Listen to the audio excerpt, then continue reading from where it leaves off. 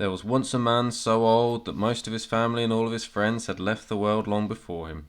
He had been in the war, and when he spoke of that time, it seemed to anyone watching that he was not only mental, but probably also physically relieving experiences.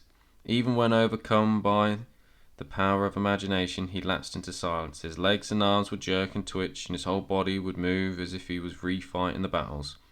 His young relatives, for whom the war was only history, were thankful that they did not have to undergo such experiences. Increasingly infirm, and having gradually out of complacency lost his sight, the old man had to move into a residential home.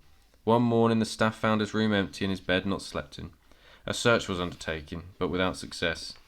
Then the telephone rang. A neighbour had discovered him outside his old house, cold but in good spirits. She was now giving him his breakfast. How, though, had he got there during the night? The house was 5 miles away along a complicated route, and he was a blind non-Gregarian who could not only originally reach the dining room without assistance. When questioned, he vigorously denied phoning for a taxi or having been given a lift. He had walked all that way with his comrades, he said, naming 3 men who'd been dead 70 years, and whenever one of the party had tried, the others had taken it in turns to support him as they went, and never wavered from this account. And no other explanation of how he'd made that journey was ever found. A few weeks later he had a fall, and shortly after that he died. It was the old man's grandson who took me on most of that march. The story had stayed with me ever since.